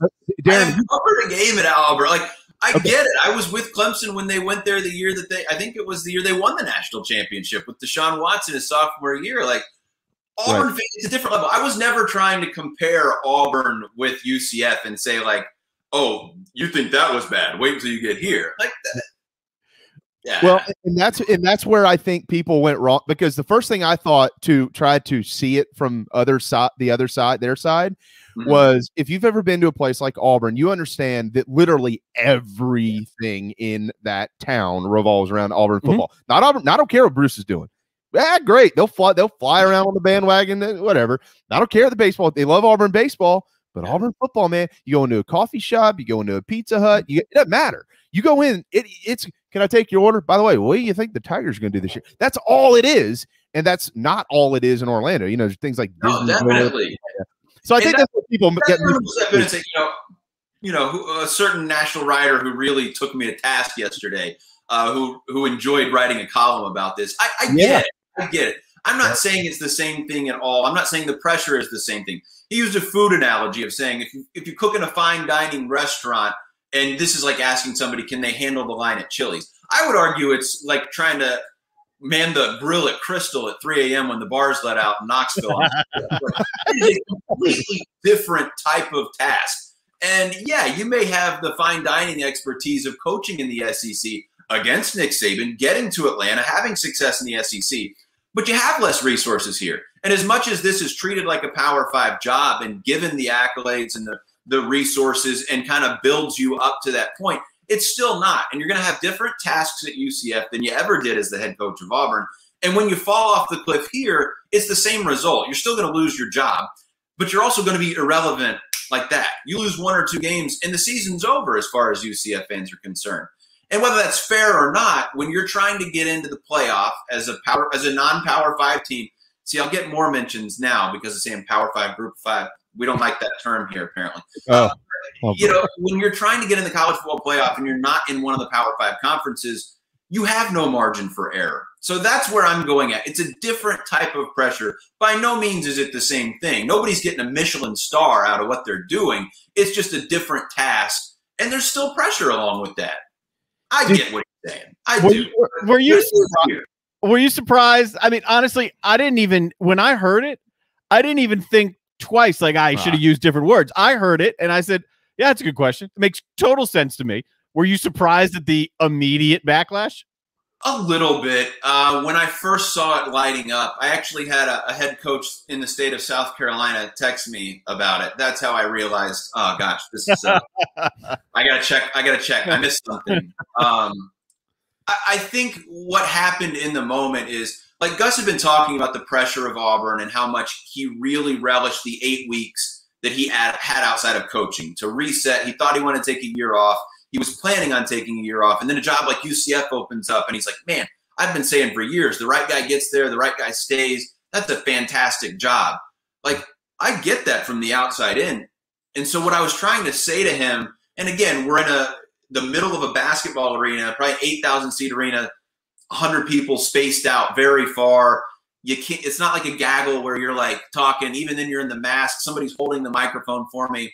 I'm trying to get him to see my point of like leading to where I'm going of like, do you understand? And maybe pressure cooker again, but I go back to the boiling hot water thing. It's one thing to stick your hand in the pot of hot water. It's one thing to have your hand in there while it heats up. There's a different reaction. So I was surprised it took off as much as it did, but then stepping back, I understand the perception outside of Orlando. And I understand that that's an easy target of like, look at this fanboy, like thinks UCF's Alabama or Auburn. Oh, what an idiot. Like, I get that. No, you need a little correct perspective here. Come on. You need to correct everybody and say, no, guys, I'm a Tennessee fan. I feel much worse than y'all are making this out for me. Okay. That's where I feel like I bring a great perspective to covering UCF, because I love the UCF Twitter mafia. They are real, but hey, I was born and bred in Vol Twitter. Like, if there is one fan base that is a little bit less aware than UCF, it's got to be Tennessee. So I'm in the mud with you. I understand it. And I think it is highly ironic that UCF North is now located in Knoxville with the head coach, the offensive coordinator, the AD, like whoever else you want to lump in that has switched from black and gold to orange and white. Like, there is a strong irony there. And I said it from the beginning. When Danny White took that job, if there was any fan base that could prepare him for what he's walking into in Knoxville, it's UCF. Like, I get it. So you're in it's a strange position as a diehard Tennessee guy covering UCF. So would you rather Malzahn as the head coach of Tennessee, or would you rather Heupel? Ooh. Oh, 100%. I mean, I'll take off my journalist hat now and step into my fandom. Like, absolutely. Gus has shown at the SEC level he can win. He's shown he can beat Nick Saban. I also think that, you know, I'm a little bit skewed because all season long I'm hearing these UCF fans be like, oh my gosh, this Josh Heupel, we got to get rid of him. Like, this guy, oh my gosh. But I was sitting there and I was just stunned yesterday to have the realization wash over me as the new athletic director is talking about literally using the line, UCF will rise again, as he introduces the former Auburn head coach to lead UCF. They're talking about like, hey, the program's in a pretty good shape, but like, we got to do some serious work to get this thing back on track. And I'm like, the guy that was running this is now in Knoxville, and they paid $8 million to buy out the AD and the head coach to take him. Like, Gus comes with no buyout. Gus comes with making more money over the next 4 years from Auburn than he does from UCF. And that's not including the 10+ million he just got from Auburn in a lump sum. I mean, you talk about being, again, in a pressure cooker. UCF has no reason to keep this guy around if he doesn't win 10, 11, 12, 13 games a year, because, hey, you go 6-6 for a year. Like, here, that's really bad. Like, I get that at Auburn that's a bad season. Here, like, that's fireable. And I get that that's fireable at Auburn too. It's just fireable in a different way. And you have the money now. You're not in a bad spot. If you want to buy him out, and then you go get the next guy. So it's all a matter of perspective and where everybody's pushing and pulling you. But yeah, it was a very odd situation for me as Darren the journalist and Darren the fan sitting there yesterday, like, this is George Costanza, worlds are colliding. This is bizarre. All right, final question. Then we got to let you. We got that Sapakoff guy coming up here in just a minute. He does not. That was kind of a Gene Sapakoff question here. Like, stir the pot a little bit. Do you get what you're walking into? Yeah, we'll ask him to rephrase it for you. How about that? Thank you. I appreciate that. Yes. Fine. All right. So you mentioned everything that Gus said about, hey man, if the right guy was over there, you could really do this, that, and the other. But we've already seen. Now, I don't care what UCF fans say. I'm not in that market. So I give two rips what they think about me. I don't care what UCF fans say. You already went 13-0 and you didn't make it into the playoff. Or you didn't make it in the national championship game, into the playoff, any of that. And I got news for you. Probably not coming unless you expand to 8. Do you think that? And I don't know if this question was asked or not, but do you think that Gus Malzahn is taking this job maybe with some type of anticipation or hope that in the next 4 or 5 years, this will be an 18 playoff and they'll be in prime position to be in there literally almost every year? I think pretty much everybody expects the playoff to be expanded at this point. And I think when or if that happens, UCF is in a much better position. I think UCF would love nothing more than to jump into a Power 5 conference. If they're in the Big 12, I think this program absolutely explodes. And I think they fit there pretty well, actually. I think more what UCF was focusing on when they hired Gus is this brings us, not that they were ever really off the national radar after 2017, this puts us right back in the conversation because we have that Power 5 coach that was at Auburn that has all the national recognition. Terry Mohadra even acknowledge that. Somebody in Oregon, everybody knows Gus Malzahn. Nobody really knew Josh Heupel before he took this job. I think it brings a different awareness to what they're doing and legitimacy. And I think that's where UCF's hoping Gus kind of takes this is, hey, stay for more than 2 years. Give us some consistency. Give us legitimacy and really show us at the next level. Like give us an awareness nationally of what we're doing here in Orlando. And I think that could be a big thing as Stone crawls into the window. There you go, Stone. I think I see Ashley back there chasing after him. Yeah, that's it. Well, look, man, we got to let you run on that note. But it was really, truly wonderful to catch up with you. I hate we waited till this. We should have probably contacted you. He wasn't famous enough. Oh, that's like right. Ask another dumb question here in the next few weeks. Maybe ask Johnny Dawkins if he's going to Duke or something. It's like with Yuva, right? I mean, all of a sudden this biscuit comes out. Now he's on every week. That's a good. I don't have a Bojangles biscuit named after me, but that's just because Orlando doesn't have Bojangles. Do you have Popeyes? What? Yeah, we don't. It's bad. We have Popeyes. Yeah. Okay, well that's better. So you're good. I gotta work on Popeyes, maybe. Well, it's way better than Bojangles, so you're good. You gotta. God, Orlando, you're killing me, Orlando. Bojangles, God, Darren, you remember the old Bojangles commercial, the old line, gotta wanna need to get have a Bojangles. Remember that? Yeah, but it doesn't stick like love that chicken from Popeye. Yeah, there we go. You too.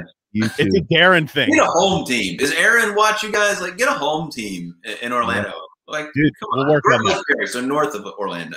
I know, home team, they're killing it. They're about to open the new one in Greenville. Aaron opened the one in 5 Points, and now they host all the Carolina shows. They're in Aspen. I told Yuva called me last week. We were talking on the phone. I said, look here, when you walk in there tonight, you need to spill the beans. You need to tell all them that Aaron's a Georgia guy.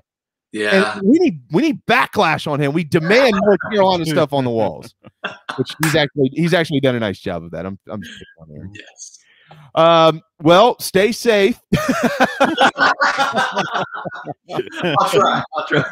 No, hey, look. No. you know we respect the hell out of what you do. You're just killing it, man. We're so proud of you. We're so proud of you. So. You see the comment? Yeah, okay. So Yuva just turned in. He said, Darren broke my heart. Yeah. I love Mike. I'm jealous. That's what it is. Y'all have cinnamon. Can the Darren be cinnamon instead of the Bowberry?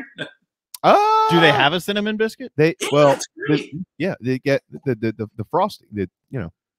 Yeah, I know the frosting, but that's not cinnamon. They have cinnamon flavored frosting. Oh, so. Okay. We'll figure something. He's Stoltz. Now we got to put him in this hair thing. He's got great hair. So yeah, it's solid. Him, it's solid. Wes Mitchell, Yuva, Scott Glaze. Yeah, these guys have great hair.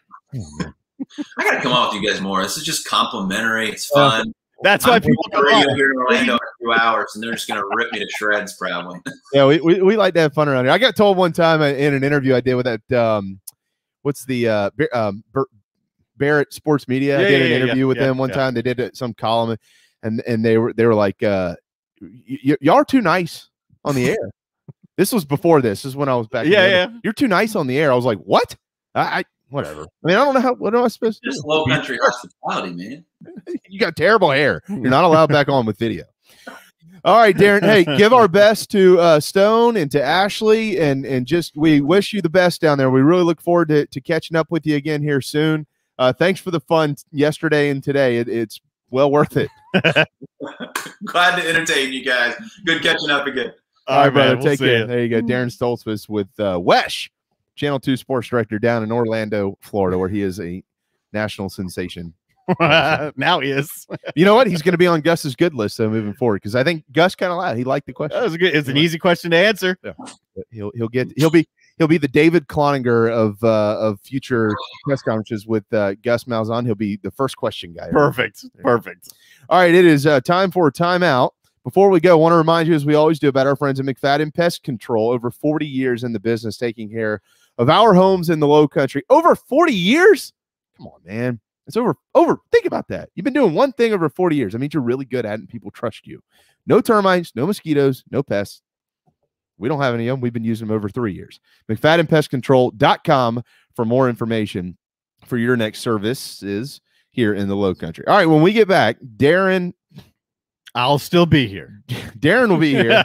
That Darren won't. Gene Sapakoff with the Poster Courier will as well. And the JB and Goldwater Show, driven by Stokes Volkswagen. Is your old car really scary? Does it look dreadful or smell awful? Don't be frightened. There's never been a better time to trade in your spooky old car. Stokes Volkswagen just received a new shipment of the VW Atlas and VW Crossport. But here's what makes that even sweeter. Every new Atlas and Crossport is $3,000 off MSRP. Plus, every 2020 Volkswagen is available with 0% financing. That's right. You get both the huge discount and 0% financing. So if you want to play trick or treat at other dealerships, that's okay. Come see us at Stokes Volkswagen on Ashley Phosphate or visit StokesVW.com. Peace and love at Stokes Dub.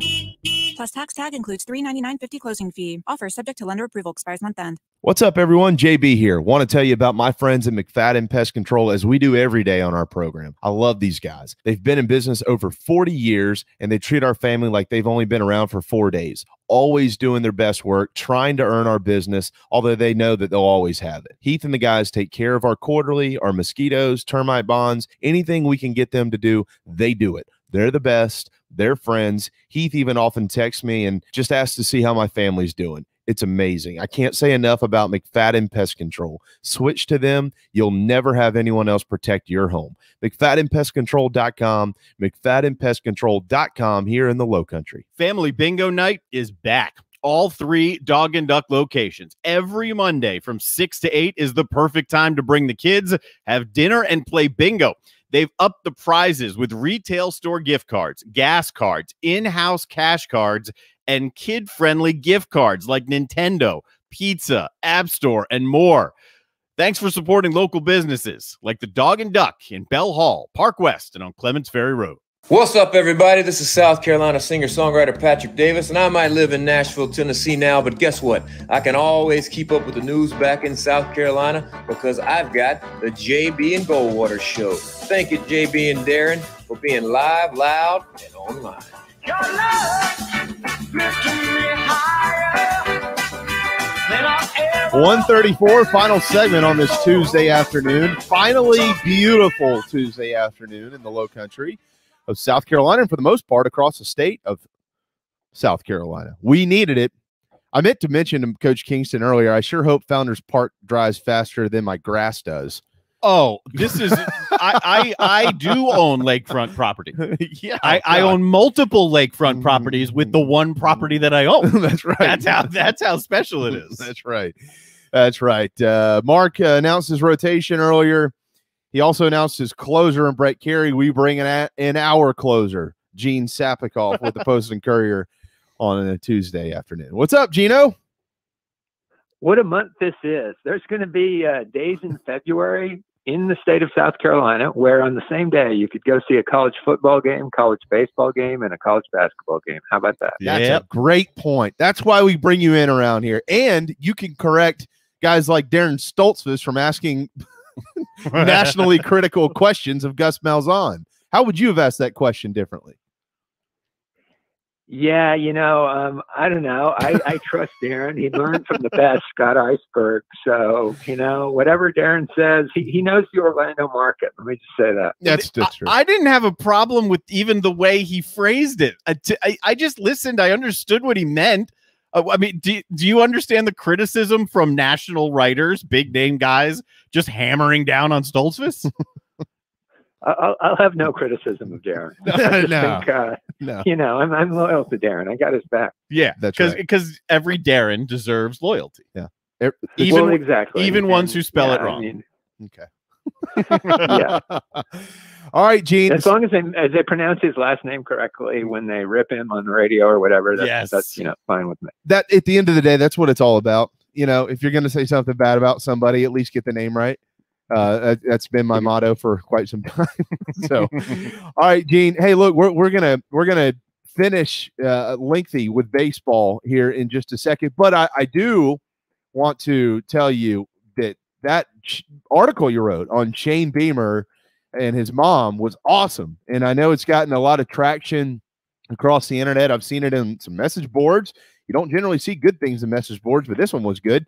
Very complimentary of your writing skills, which are quite good. I think we all know, but I really enjoyed it, and I think it gave a really cool inside look at the Beamer family and Cheryl. And how much time did you spend on this column? How much time did you spend with Cheryl? I'm assuming it was all over the phone, right? Yeah, quite a bit. I didn't, I'm at not really wanting to get real close with people if I can avoid it these days. And, Cheryl and I are both a little older, let's just say that. But what a special woman. And, just because Frank Beamer is the legendary guy that he is, on and off the field, I mean, what a class act program he ran for so long in Blacksburg, that I think needed to be said that there's somebody else in that family that really gave Shane Beamer a lot to go into who he is. And she, with her attention to detail and just the manner that she has and so many attributes that she put into that precocious kid, Shane Beamer. I mean, you can just see it come out, and I hope it did in the story. No, it really did. It really did. I think this is neat because, the Beamers, it appears, Gene, have long made everything they do kind of a family event, even if they can't all be there. I mean, obviously she calls them after every game and stuff like that, but it does seem like with his sister being in Charlotte and him being in Columbia, I got a feeling that Frank and Cheryl are going to be spending much more of their time between Charlotte and Columbia than they are up there in the state of Virginia. She said that. She said that, they've been getting pulled by Shane and his family to come to Columbia, and by Casey, their daughter, who is married to a former Virginia Tech wrestler who is now an orthopedic surgeon in the Charlotte area, to spend more time in Charlotte. But I think they're going to stay in Blacksburg. I think that's home for them, but obviously spending a lot of time between Charlotte and Columbia now. All right, let's touch on some hoops. Clemson is on pause. They were rolling before this. They've kind of gone through this before, and they struggled when they came off of it. So what are you anticipating here with Brad Brownell's squad right now, being projected 7 seed, 8 seed maybe in the Big Dance, which is all going to be played in Indianapolis this year. But what are you anticipating once they come off of this pause? What type of Clemson team you think we'll see? I think they're going to have learned from the pause that they had on the January 9th game at North Carolina, where they came off of that. Not only did they just get absolutely hammered by an obviously very good Virginia team, losing by 35 at home, but then they also lost at Georgia Tech and Florida State. No real shame in that, but they didn't look good in either of those games either. I think they're going to have matured from that. And I think, again, if you look down the stretch at the schedule, at Pittsburgh, at Wake, home against Miami, and home against Pittsburgh, I mean, 3-1 there is likely, let alone possible. And then it really just doesn't matter what happens in the ACC tournament. They're set for the NCAA tournament, and I think that's would be their mindset. And yeah, right now, Minardi has them as a 7th seed. Pretty solid, and I think they can move up there and maybe get to something like a 5 or something. Carolina won't be any of those. No. They're it's unfortunately off the rails right now for Gamecock basketball. Not playing tonight. Game moved to tomorrow night because of COVID issues within the Vols program, although they have elected to play. There's been some reports, Gene, I think one in particular that has circulated that there is at this point in time no plans to extend Frank Martin in the offseason. I have no information on that. It's just a report that we saw on Twitter last night, but by a very credible source in the States. I have no reason to not believe that either. But if that is true, and I can't imagine that Ray Tanner right now would want to extend Frank Martin. I don't know that you can do that from a business perspective, but if that is true, what do you think that means about the future of the Gamecocks head basketball coach? If what you're saying is that we're not going to extend you and we're going to leave you with 1 year left on your contract, that makes recruiting not impossible, but ridiculously difficult. Mm-hmm. And what you'd be saying to Frank Martin is, you beat the odds in 21-22, and we'll think about bringing you back. It's going to be really tough. It's not unprecedented to leave a guy at a Power 5 school with 1 year left on the contract. It is possibly unique to do that with a guy that's taken your program to the Final Four for the only time in program history. What is your feel right now about this program when you look at it? I mean, they returned everybody, right? And they returned everybody essentially. And this was anticipated to be their best team since that Final Four run. Obviously, we know about the COVID stuff. People are tired of hearing about it, even though there's so much truth in it. But when you look at this program, what do you feel right now about its future?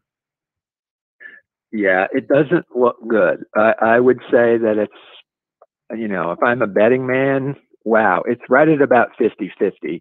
But the thing is, Frank Martin's teams, usually, even the ones that, barely missed the NCAA tournament and didn't do very well, they usually kind of finished as second half teams. I think that's well known. So to see them come off that really nice game at Florida, I mean, Florida was good. They won in Gainesville, looked good doing it too. And then to come and lose 3 straight, and Alabama game was by far the most impressive last week. That's, I think, what were they, number 11, the Tide at the time. They win that game, and think that just the whole dynamic is so different going into these last few. I still think they have a shot. I mean, that's 5 regular season games left. I know 3 of them are on the road, but hey, Wednesday night at Tennessee, that would be a heck of a win. They can do it. They won against Florida on the road, but it's going to be tough. And something good, I would just say this, something good needs to happen down the stretch for South Carolina. Gene Sapakoff on Twitter at Sapakoff with the Post and the Courier. All right, Gene, it's baseball season. It all starts on Friday. Tomorrow, pitchers and catchers reporting. Pitchers and catchers report tomorrow at the big league level, of course, here in our state. College baseball rocks and rolls this weekend. We'll start broad topic here. What are you most looking forward to seeing in Palmetto State college baseball this season? I almost hate to pick one team over another, but really excited. And I know Coach Kingston named his starting rotation for you guys, but really excited to see that Gamecock pitching staff, because, he named those guys and he named Brett Carey as closer. I think he could have thrown about 8 names up in the air, and they came down, and here's my 3 starters, and I'll pick this guy out to be the closer. That might have been a tougher decision, but that is on paper a really nice pitching staff, and he obviously loves it. And you're going to need that going through that brutal first part of the schedule that they have that includes, Clemson and Texas. That's some kind of non-conference start, and then to get obviously into the meat of the SEC schedule right away. So it's going to be interesting, but College of Charleston played really good last year. I mean, You could argue that they were the best team in the state when the plug was pulled on the season. They had beaten Clemson, who was ranked. And I'm excited to see what, Coach Holbrook has there. I think the Citadel is going to be improved. And Clemson, a lot of question marks, but I think they get into the NCAA tournament and maybe they can make some noise too. Yeah, I wonder if there's a resurgence of sorts for this state this year. I mean, it is highly anticipated that Coastal is once again going to be really good. They return a bunch of guys from last year in a league that they can win. They've got a very competitive non-conference schedule, as they always do. We know about that. They're national champions as of 5 years ago now, which is hard to believe it's been that long. You mentioned Clemson and Monty. Gene, you guys like you have known Monty Lee forever. The one hiccup in his resume right now is getting out of that regional at Clemson, but they've had every opportunity since he's been there to make some noise in the postseason. South Carolina preseason top 20. Mark Kingston says that's not good enough. They need to be better than that. You mentioned Chad. They were really good last year before that pause hit, and they're really good again. They return everybody. We already talked to Coach about that. And Tony's added some really important pieces to the puzzle. They scheduled a bunch of cream puffs essentially to start the year last year to try to get some momentum. It got momentum, and you wonder if Citadel baseball is in the midst of a bounce back because it's a very proud program. That's what we're used to, right, Gene? I mean, you've covered baseball in this state for years, year in and year out. We've always been able to expect 4 or 5 teams, 6 teams even sometimes, to, if not be in the postseason, to be right there on the cusp of getting in. Such great programs at Coastal, at Winthrop. Yeah. Furman and Wofford have been in the tournament. I mean, it's really exciting. I mean, even to go see a lower division college baseball game in the state is fun at USC Aiken, Roberto Hernandez Stadium, at Claflin baseball. Really cool in an old minor league baseball park where the Dodgers once had a farm team. But let's look at Clemson. You know, there's going to be players that just aren't really household names that Monty really likes, like this catcher Jonathan French and Carter Rayfield, the pitcher. And, you know, I think they have a chance, but they're in a similar situation that South Carolina is in the SEC, where, you know, Louisville, Florida State, NC State, and then, you know, in the Coastal, Virginia, Miami, Duke, it's just brutal. So they've got to get off to a good start and then kind of establish that confidence that they had at the end of last season when they were ranked kind of surprisingly. I totally agree. By the way, you left one out there. You left out that North Greenville program coached by Landon Powell. Lander's absolutely. good too. Oh my gosh. I love not just Landon, but his coaching staff too. That is just a heck of a program. It's heavily flavored with Garnet and Black. Trey Dyson is on that staff, John Coot-Langus, and Matt Williams, who played at South Carolina just a couple of years ago, former first baseman. He's a volunteer assistant up there as well. So it's, I like what North Greenville's doing, and I wonder how long that staff's going to be there because they are that good. Yep. All right, so I'm going to throw out a hypothetical to you, but we need your help, and you're the type of guy who can push this. Oh yeah, yes. Gene has the magic of a big pen that can go deep into the hearts of baseball fans here. So we mentioned to Tony Skoll last week, and I've talked to Chad about this before, and Mark is fresh at CSU, certainly trying to get his feet underneath him. But, Gene, we all know what type of area this is in Charleston. Why not a big Charleston-wide college baseball tournament to kick off the college baseball season every year? You got the new park out there in Mount Pleasant, down 41. You got the college. You got the Citadel. You got CSU. I mean, you have some wonderful places to play baseball, 4 of them that I'm thinking of right now that can accommodate this. You got coaches all over the country who have ties here, like Dan McDonnell at Louisville to bring in a big top 10 ranked team, like Chris Lamonis at Mississippi State. And there are so many others that we could bring to the low country and kick this sucker off in a hurry by virtue of our local teams. What do we need to do to make this happen? What you need to do is twist Monty Lee's arm. I'm telling you that the key to that runs through orange and white. Because Monty Lee, who once was a fan of that kind of thing, it isn't so much anymore. And that's because he has to protect his interests, which are all in the dugout in Clemson, South Carolina. If you'd like me to elaborate, I could, but that's pretty much it. I think it makes a lot of sense. we got it. But wouldn't that be great for the low country? Absolutely. It would be tremendous. Are you kidding me? I just think that would be the greatest thing. I'm all in. Couldn't we tie that in Bill with Murray throwing out the first pitch? I've got it. I'm there. Oh, Bill Murray. See, that's why.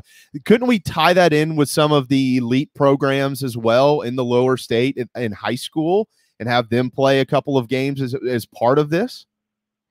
Wouldn't that be cool? A high school college doubleheader, because I'm glad you mentioned that, because there's so many great high school coaches summer league travel coaches, assistant coaches in the Low Country and in this state too. And those guys never get enough credit. And just a thing about Bill Murray, I'll never forget, when the South Carolina Clemson series, the opener was played here that year, and the Gamecocks won just a great game with a great catch at the end. And Michael Ross was the starting pitcher. That Bill Murray was at that game, and he made it a point before the game to walk through both dugouts during batting practice and shake hands with every single player. That is so cool. That is really neat. Can I add a couple of first pitchers to this list? First pitchers. Sure. Can we add Fred Jordan and Ralph Sibiteri? That'd be great. I'd love it. Yeah. Those guys.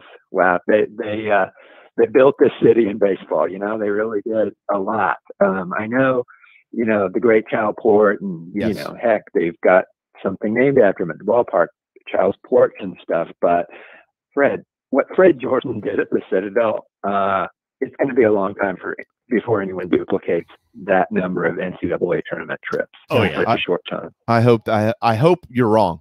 I hope it's Tony. I hope Tony starts this year because I just love the Skull family. I think Fred would probably tell you the same thing. Absolutely. He'd love to see Tony have some huge success. supporter of Tony Skull is Freddie.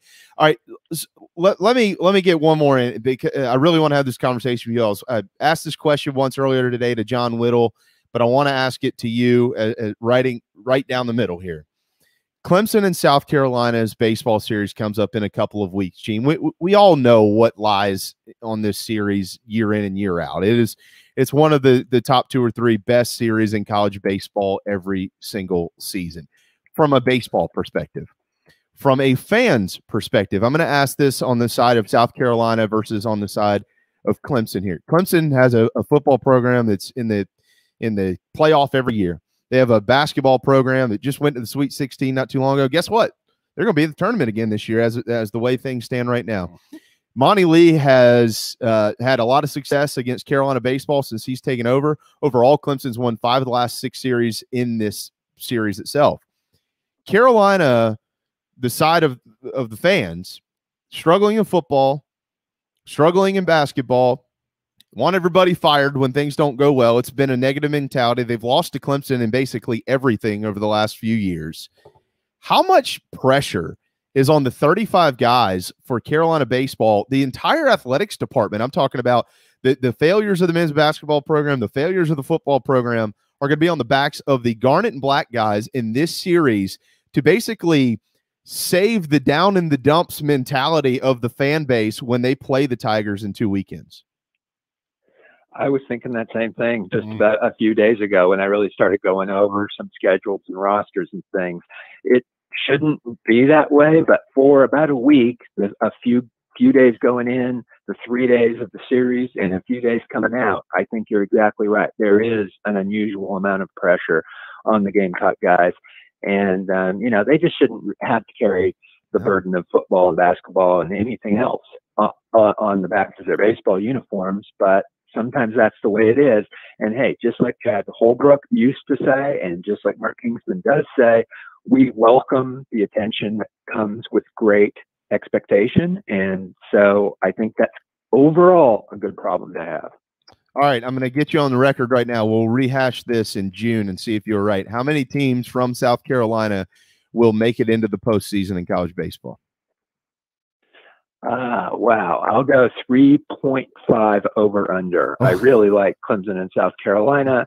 Coastal, the Citadel CFC, at least one of those is going to come out, I think. And then maybe the 0.5 is the toss up on somebody else. I can't just say it's going to be 5 like it's been before, or, multiple high seeds like it's been before.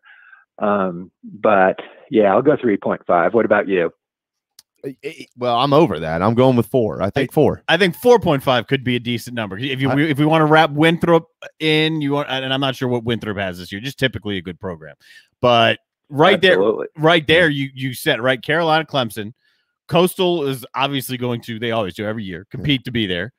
College of Charleston should. So that's my 4. Yeah, I think then is there, does the Citadel have a run from the preseason bottom of the pack of the Southern Conference? Does Winthrop have it?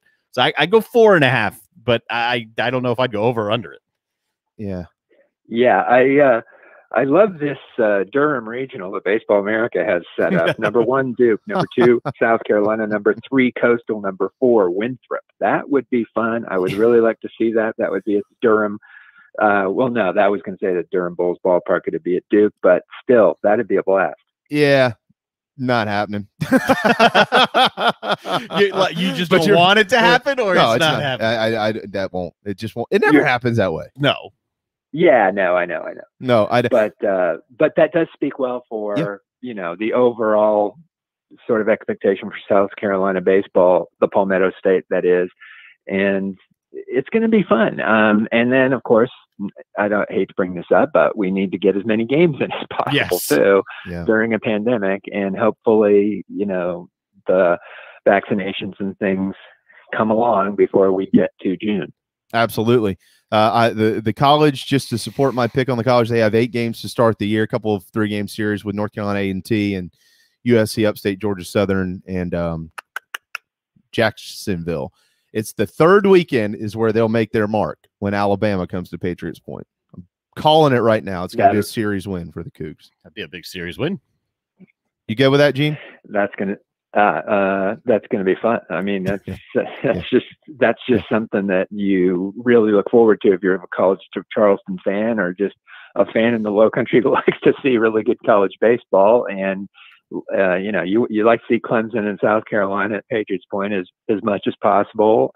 It's not as much as it should be, though, and I wish that could happen more often. Yeah, certainly. By the way, Charleston Southern this weekend, they've got Boston College in town to start the season. So an ACC opponent will be in North Charleston. Good. Better than playing in Boston. That's right. That's right. Yeah, and Boston College is really one of the most improved programs in all of college baseball. What they've done with that thing is very, very impressive. And of course, it all starts with building a lot of facilities and just really improving what you got. Yeah, there was a time they didn't have lights. They didn't even have a press box. You had to call the game from a Gene, I think I'm right about this. You had to call a game from a parking garage down the right field line. I think I've heard that too. Yeah, it's changed. I called a game at Coastal before the new stadium from a table in between the third base dugout and the stands behind the plate with the chain link fence right in front of me. Oh, yeah, it was a great view. Wow, it's great. So, times have changed, certainly. All right, this is a big week for the Post and Courier. You mentioned all the stuff that football, basketball, baseball is all crossing over. What are we looking for over the next few days? Well, one thing is I'm going to have a column on what I think is the toughest college team in all sports in the state during this 2020-2021 academic year. And I think we all know we're talking about the Newberry wrestling team. That's right. Yep. They're nationally ranked. They're undefeated. And those grapplers are really tough. It's not the squared circle. It's a round circle. But, yeah. And then I've got a very famous, very, very famous former NFL quarterback breaking down Trevor Lawrence's jump into the NFL. Wow. As always, something special is coming in. Very, very famous. Gene, it's Fat Tuesday. It's also National Pancake Day, so enjoy some pancakes on this Fat Tuesday. No problem with me. I'm a very much a big pancake fan. We'll see you at an IHOP near you. Hey, man, thank you so much. Really good stuff. Next time we talk, baseball season will be underway. I can't wait to get into more of it, and have a wonderful week. All right, and I just look forward to following Darren Stoltzfus more often. Okay, yeah, I know, me too. See ya. Good stuff. Gene Sapakoff with the Post and Courier. It is Fat Tuesday. It is National Pancake Day. Fat Tuesday kicks off Mardi Gras. Is that what it is? Yes. Got it. Yes, it does. Got it. Yes, it does. The last day of Carnival and the day before Ash Wednesday. Tomorrow's Ash Wednesday. All right. Woo! We got through it. It's fun today. Thanks to Mark Kingston, head baseball coach at South Carolina, John Whittle with the Big Spur, the ever infamous Darren Stoltzfus in Orlando, the Channel 2 down there, and Gene Sapakoff with the Post and Courier. Right? Did it all. Did it all around here. We're going to be back tomorrow with J.C. Sherbert. We're really looking forward to that. Enjoy your pancakes. Thanks to Darren Goldwater as well. Thanks to all of you for watching and listening. JB and Goldwater Show, driven by Stokes Volkswagen. We'll be back tomorrow at noon.